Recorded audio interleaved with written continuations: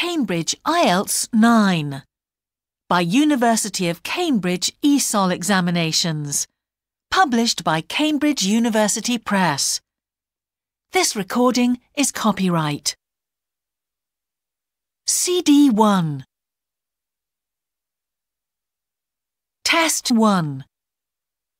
You will hear a number of different recordings, and you will have to answer questions on what you hear.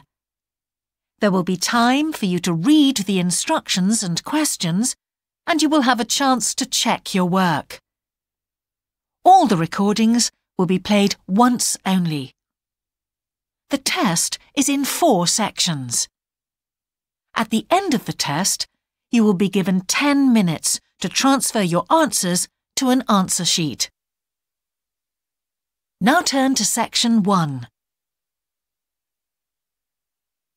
Section 1. You will hear a man phoning to inquire about a job vacancy. First, you have some time to look at questions 1 to 4.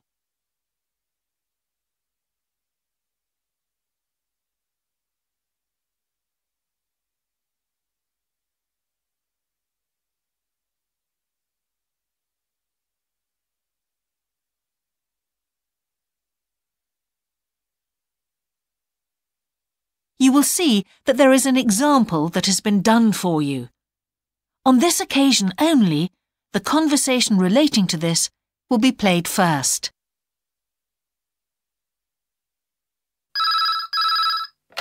Good evening, King's Restaurant.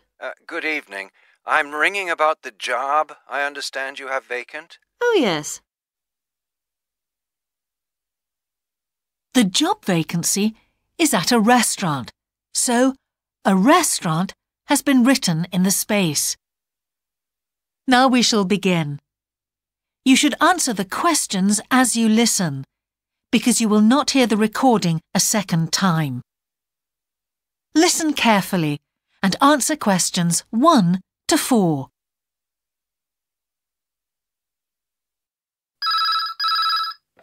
Good evening, King's Restaurant.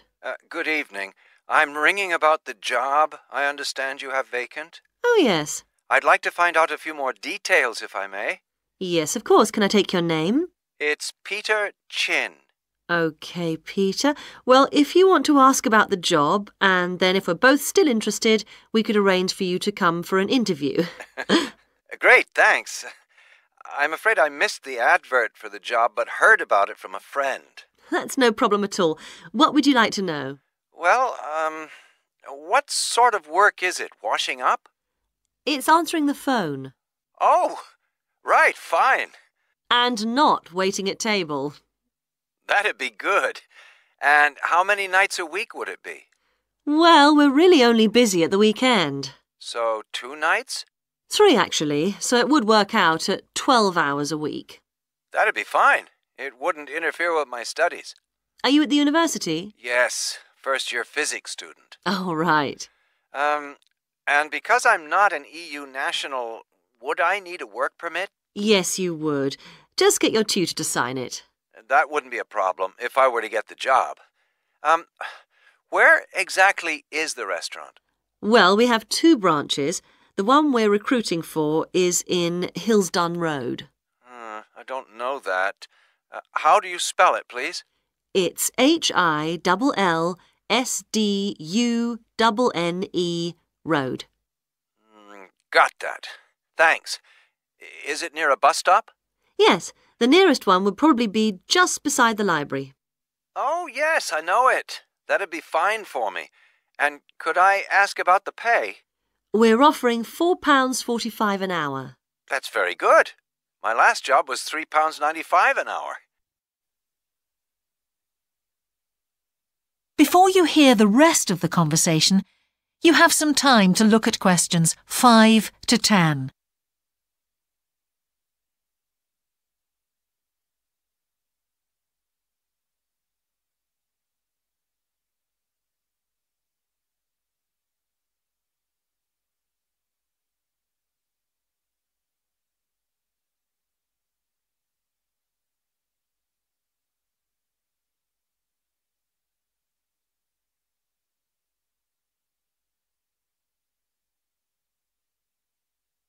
Now listen and answer questions 5 to 10. We feel it's pretty good, and we also offer some good fringe benefits. Really? Well, we give you a free dinner, so you eat well. Right. Better than hostel food. We certainly hope so. And we also offer extra pay for working on national holidays. Oh, that's a really good perk, isn't it? Yes, we think so. And then because of the difficulties of getting public transport, if you're working after 11 o'clock, we drive you home. Oh, that's good to know. Well, we'd certainly be interested in inviting you for an interview, if you're still interested. Oh, yes, certainly. Could I just also ask what qualities you're looking for? Well, for this particular job, we want a clear voice, which you obviously do have. Thanks. And you must be able to think quickly, you know. Well, I hope I... So, when could you come in for an interview? We're actually quite quiet tonight.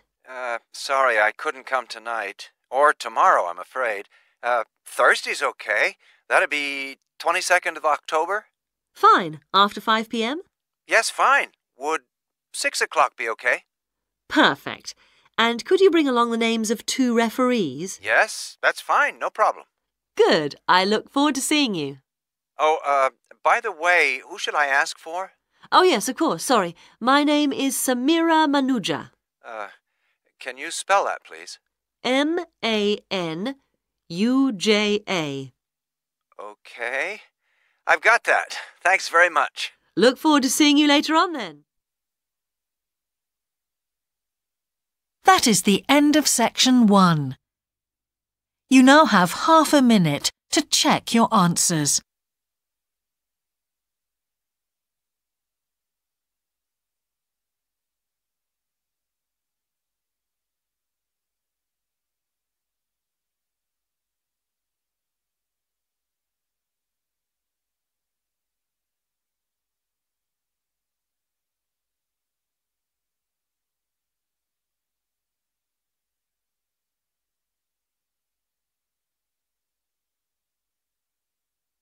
Now turn to section 2. Section 2. You will hear part of a radio programme about the opening of a new local sports shop. First, you have some time to look at questions 11 to 16.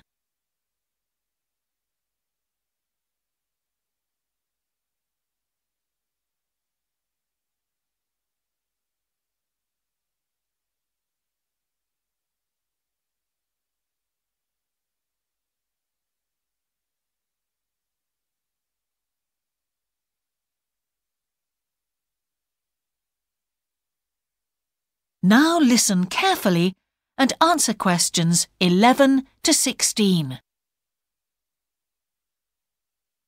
Now we go to Jane, who is going to tell us about what's happening in town this weekend. Right, thanks, Andrew. And now on to what's new. And do we really need yet another sports shop in Bradcaster? Well, most of you probably know Sports World, the branch of a Danish sports goods company that opened a few years ago. It's attracted a lot of custom, and so the company has now decided to open another branch in the area. It's going to be in the shopping centre to the west of Bradcaster, so that will be good news for all of you who found the original shop in the north of the town hard to get to. I was invited to a special preview, and I can promise you, this is the ultimate in sports retailing. The whole place has been given a new minimalist look with the company's signature colours of black and red. The first 3 floors have a huge range of sports clothing as well as equipment. And on the top floor, there's a cafe and a book and DVD section. You'll find all the well-known names, as well as some less well-known ones. If they haven't got exactly what you want in stock, they promise to get it for you in 10 days. Unlike the other store, where it can take up to 14 days. They cover all the major sports, including football, tennis and swimming. But they particularly focus on running, and they claim to have the widest range of equipment in the country. As well as that, a whole section of the 3rd floor is devoted to sports bags, including the latest designs from the States. If you can't find what you want here, it doesn't exist. Before you hear the rest of the programme, you have some time to look at questions 17 to 20.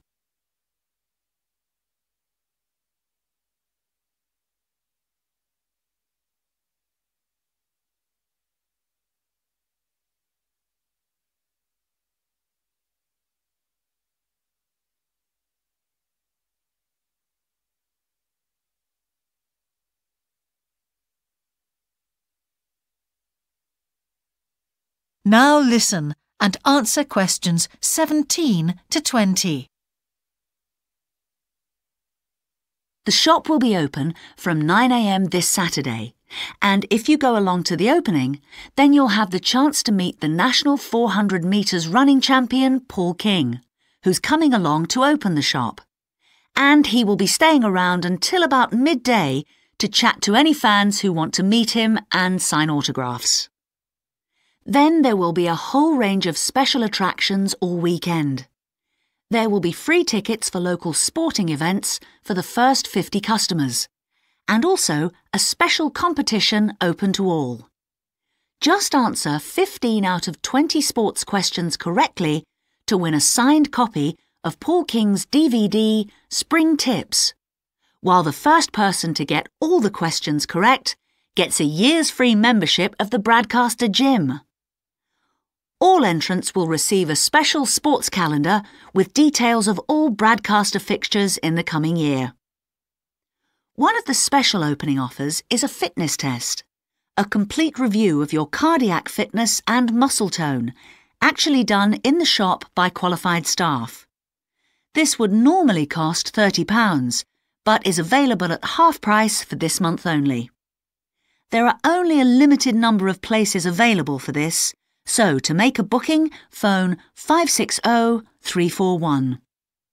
In addition, if you open an account, you get lots more special offers, including the chance to try out equipment at special open evenings. That is the end of section 2. You now have half a minute to check your answers.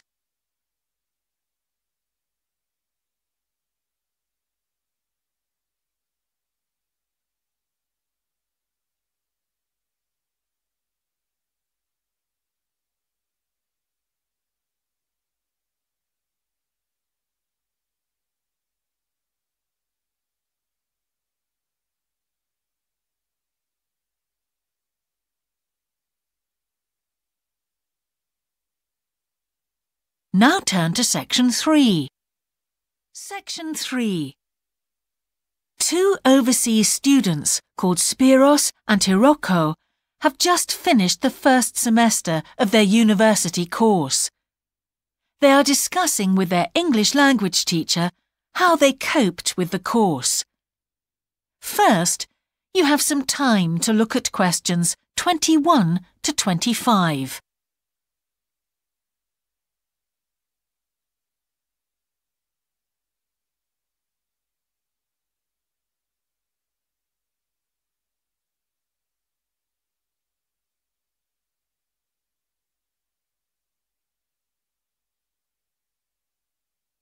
Now listen carefully and answer questions 21 to 25. Before we start, Spiros and Hiroko, thanks for coming in today to talk about your recent study experiences, and congratulations to you both in doing so well in your first semester exams. Thank you. I'd like to discuss with you the value of the English for Academic Purposes course you did here last year before starting your university course. Spiros, if I could start with you, what parts of the program have now proved to be particularly valuable to you? I think that having to do a seminar presentation really helped me. For example, a couple of weeks ago in our marketing subject, when it was my turn to give a presentation, I felt quite confident. Of course, I was still nervous, but because I had done one before, I knew what to expect. Also, I know I was well prepared, and I had practiced my timing.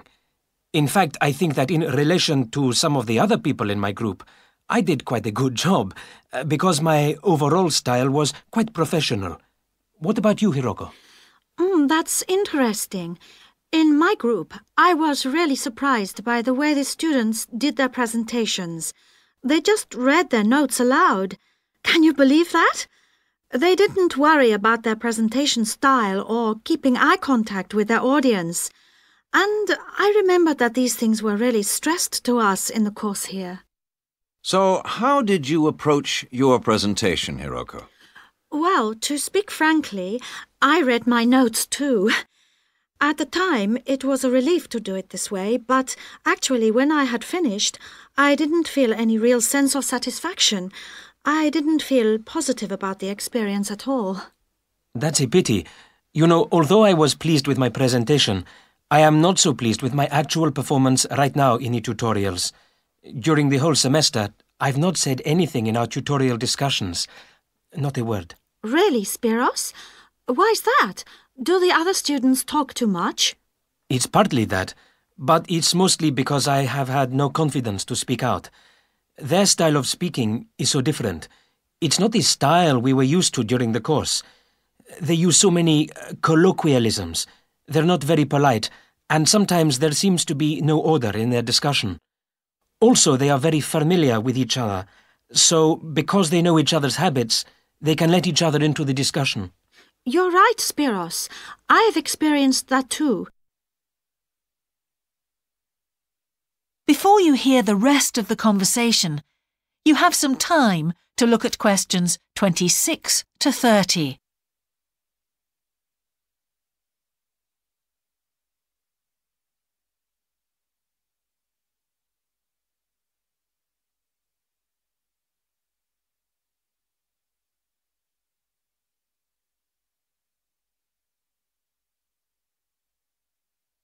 Now listen and answer questions 26 to 30. For most of this semester, I've said absolutely nothing in tutorials. But recently, I've been trying to speak up more, and I just jump in. And I've noticed an interesting thing. I've noticed that if they thought my point was interesting or new, then the next time they actually asked for my opinion. And then it was much easier for me to be part of the discussion. Oh, that's great, Hiroko. I hope that happens for me next semester. I'll have to work hard to find some interesting points. What helped you to find these ideas? I think that one thing that helped me with this was the reading. I've had to do so much reading this semester just to help me make sense of the lectures. At first, I couldn't understand what the lectures were talking about.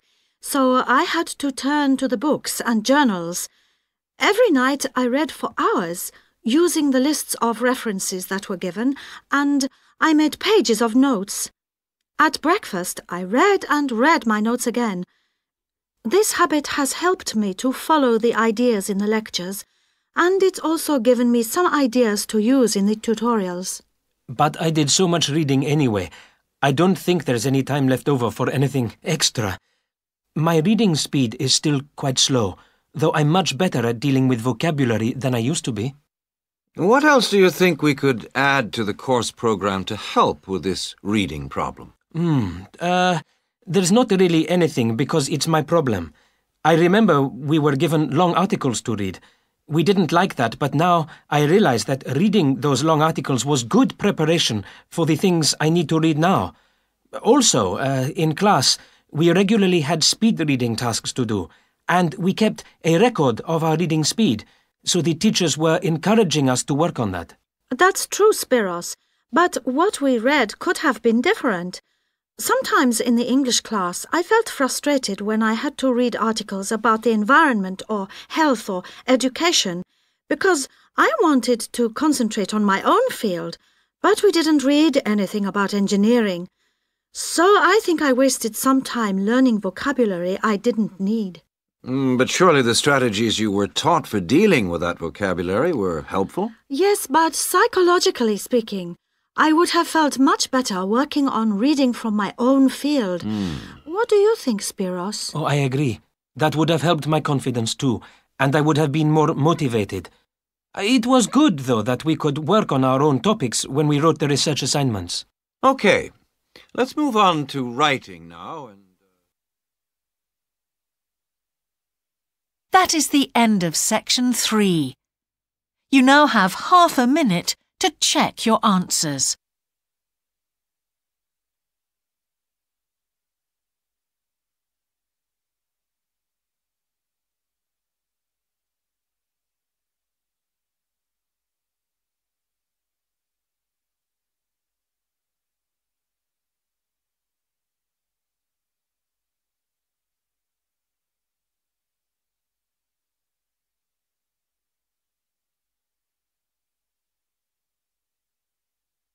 Now turn to section 4. Section 4. You will hear part of a lecture about a problem related to the behaviour of certain sea creatures. First, you have some time to look at questions 31 to 40.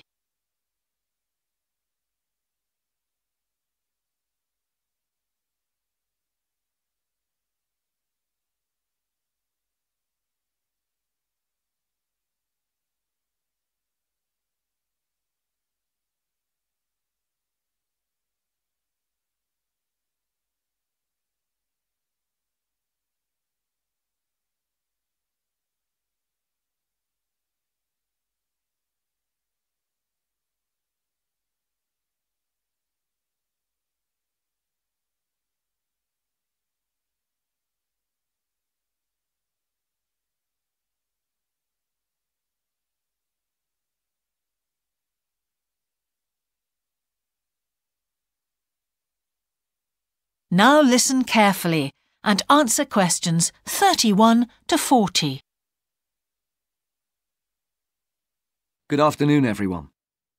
Well, with some of you about to go out on field work, it's timely that in this afternoon's session I'll be sharing some ideas about the reasons why groups of whales and dolphins sometimes swim ashore from the sea right onto the beach and, most often, die in what are known as mass strandings. Unfortunately, this type of event is a frequent occurrence in some of the locations that you'll be travelling to, where sometimes the tide goes out suddenly, confusing the animals. However, there are many other theories about the causes of mass strandings. The first is that the behaviour is linked to parasites. It's often found that stranded animals were infested with large numbers of parasites. For instance, a type of worm is commonly found in the ears of dead whales. Since marine animals rely heavily on their hearing to navigate, this type of infestation has the potential to be very harmful. Another theory is related to toxins or poisons. These have also been found to contribute to the death of many marine animals. Many toxins, as I'm sure you're aware, originate from plants or animals. The whale ingests these toxins in its normal feeding behaviour, but whether these poisons directly or indirectly lead to stranding and death seems to depend upon the toxin involved. In 1988, for example, 14 humpback whales examined after stranding along the beaches of Cape Cod were found to have been poisoned after eating tuna that contained saxitoxin, the same toxin that can be fatal in humans.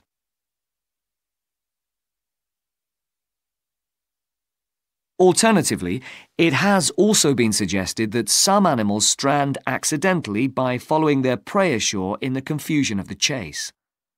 In 1995, David Thurston monitored pilot whales that beached after following squid ashore. However, this idea does not seem to hold true for the majority of mass strandings because examination of the animal's stomach contents revealed that most had not been feeding as they stranded. There are also some new theories which link strandings to humans. A growing concern is that loud noises in the ocean cause strandings. Noises such as those caused by military exercises are of particular concern and have been pinpointed as the cause of some strandings of late. One of these, a mass stranding of whales in 2000 in the Bahamas, coincided closely with experiments using a new submarine detection system. There were several factors that made this stranding stand out as different from previous strandings. This led researchers to look for a new cause. For one, all the stranded animals were healthy.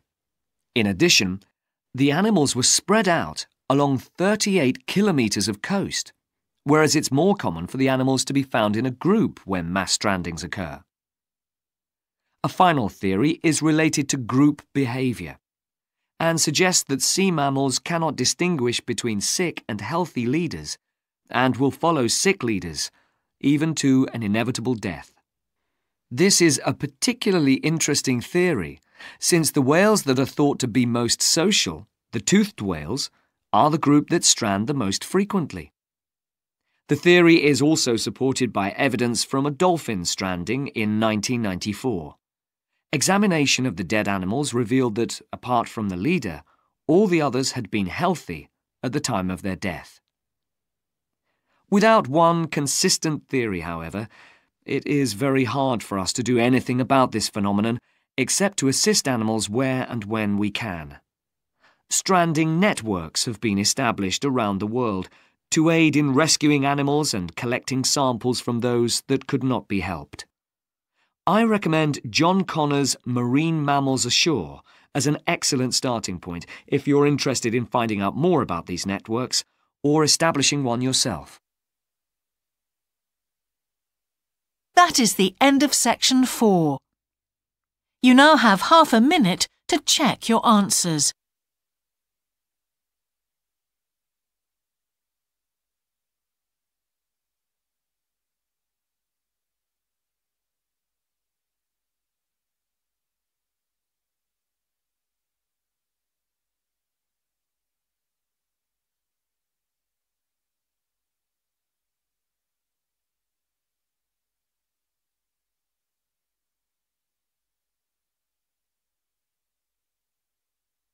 That is the end of the listening test. In the IELTS test, you would now have 10 minutes to transfer your answers to the answer sheet.